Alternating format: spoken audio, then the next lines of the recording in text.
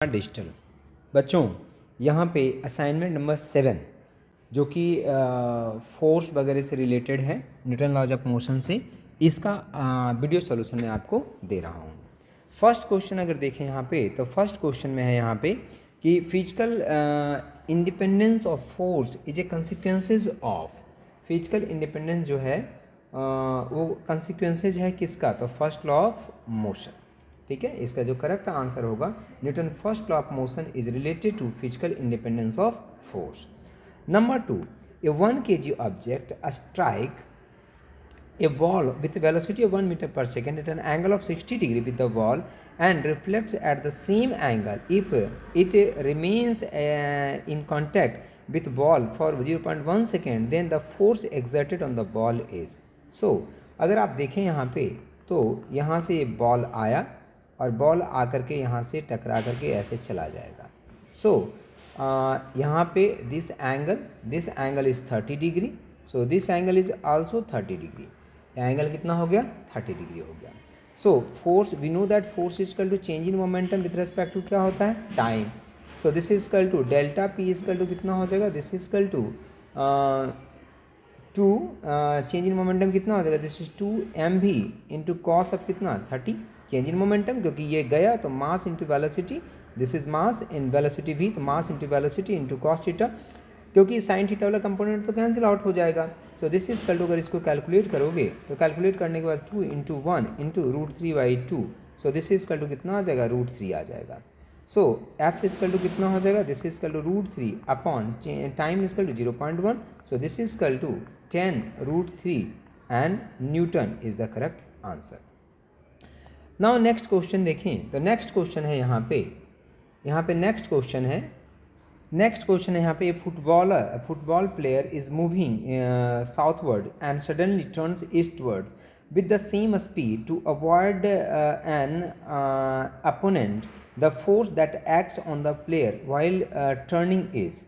So change in momentum यहाँ पे कितना हो जाएगा? क्वेश्चन नंबर 3 को अगर देखें तो change in momentum and change in momentum is equal to this is P final minus this is P initial हो जाएगा।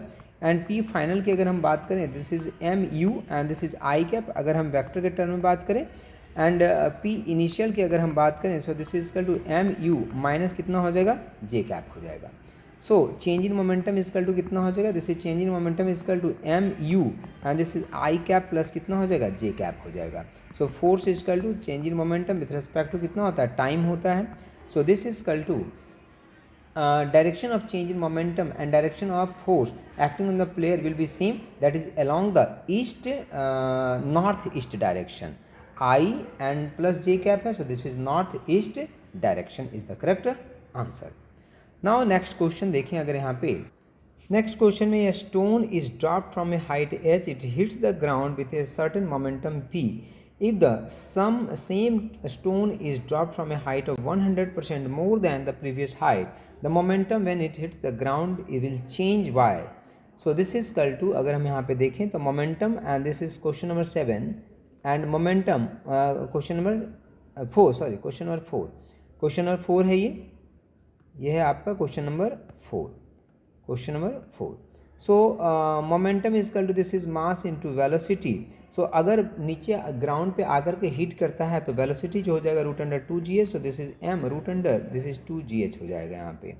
सो p is equal to m √2gh when the same stone dropped from 2h height, so new momentum is equal to this is equal to mv m into v, so v की value यहाँ पे put करेंगे, this is 2g, h is equal to कितना हो जाएगा? This is 2h हो जाएगा, so this is equal to √2p हो जाएगा यहाँ पे। So 50% change in momentum, so this is 50% change in momentum, 50% change in momentum is equal to this is p dash minus p upon p into this is 100%। So इसको जब solve करोगे, सो this is 41.4% is the correct answer.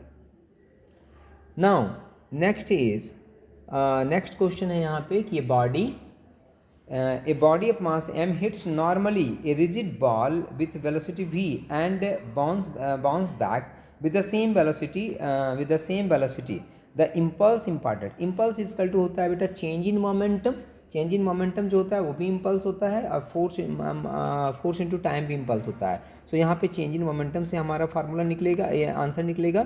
So change in momentum तो initial हो गया, final हो गया M B minus initial हो गया, this is equal to minus M B.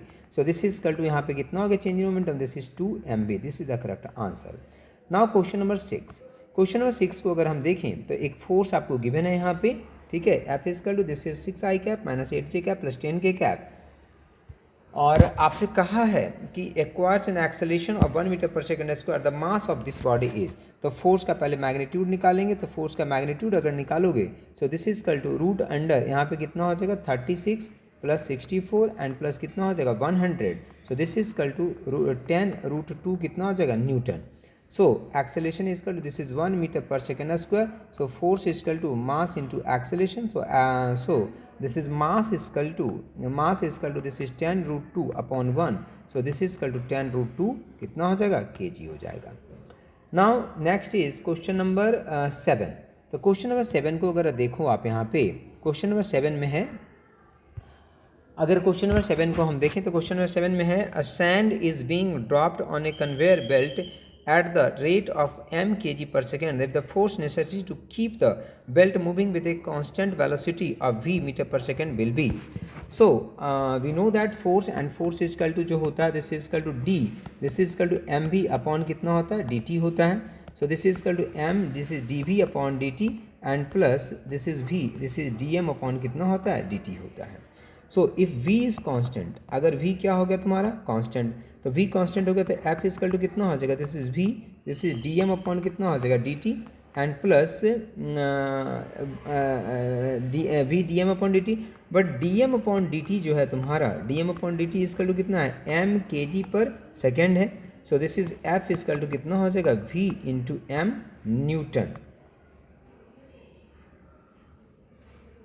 Newton and this is the correct answer. So अगर इसका correct answer आप देखें तो एम भी Newton is the correct answer. Now question number 8, question number 8 और question number जो आप पहले आपने किया यहाँ पे क्वेश्चन नंबर 2, ये दोनों लगभग उसी तरह का क्वेश्चन है। मास आया यहाँ पे टकराया है किसी एंगल से और फिर यहाँ से चला गया है, तो आपसे पूछ रहा है यहाँ पे कि जो फोर्स है वो कितना हो जाएगा।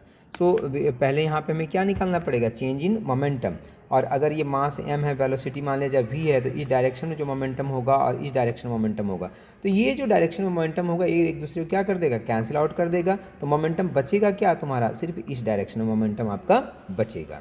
सो क्वेश्चन नंबर अगर 8 को हम देखें तो क्वेश्चन नंबर 8 में है change in momentum and change in momentum is equal to this is equal to mv1 and this is sin 30 degree and minus mv2 sin of कितना हो जाएगा 30 डिग्री हो जाएगा। So this is equal to 2 mv and this is sine of कितना हो जाएगा 30 degree हो जाएगा। सो इम्पल्स कितना है force into time, so this is 2 mv and this is sine of कितना हो जाएगा 30 डिग्री हो जाएगा। सो फोर्स इक्वल टू कितना हो जाएगा this is 2 mv and this is sine of 30 degree divided by कितना हो जाएगा t हो जाएगा। सो f इक्वल टू कितना हो जाएगा this is equal to 24 newton हो जाएगा। 24 newton is the correct answer. Now next question यहाँ पे देखें तो ये 10 newton force is applied on a body produces an acceleration of 1 metre पर second square the mass of the body is. ये तो बहुत ही आसान क्वेश्चन है। We know that force is equal to mass into acceleration. So mass is equal to this is force upon acceleration. So this is 10 upon 1. So this is 10 kg is the correct answer. Next question देखें तो a ball of mass 150 gram moving with an acceleration of 20 meter per second square is hit by a force which acts for 0.1 second. The impulse पूछा है question number 10 में आपसे, and we know that impulse is equal to force into time. impulse जो होता है आपका force into time होता है। तो सबसे पहले आपको फोर्स निकालना पड़ेगा यहाँ पे। So force equal to this is mass into acceleration. So mass equal to this is 150 upon 1000 KG में हमने ले आया इनटू एक्सेलरेशन इक्वल टू 20। सो इसको जब कैलकुलेट करोगे तो दिस इक्वल टू 3 न्यूटन आ जाएगा। So impulse and impulse equal to हो जाएगा दिस इज इम्पल्स आपसे impulsive force, impulse equal to हो जाएगा this is equal to force into time. So this is 3 into 0.1। So this is equal to 0.3 newton. 0.3 newton आप बोल सकते हैं इसको। This is the correct answer. Next में है question number 11। If the force on a rocket moving with a velocity of 300 metre पर second is 345 Newton, then the rate of combustion of the fuel is, जो fuel में combustion होगा वो कितना हो जाएगा। तो फोर्स जो आपको गिवन है 345 न्यूटन गिवन है, एंड वी नो दैट जो यहाँ पे थ्रस्ट फोर्स होता है, so this is F upon U, direct formula इसका लगाएंगे, F upon U is to this is D M upon कितना हो जाएगा, डी टी हो जाएगा। So this is to 1.15 kg पर second, and this is the correct answer.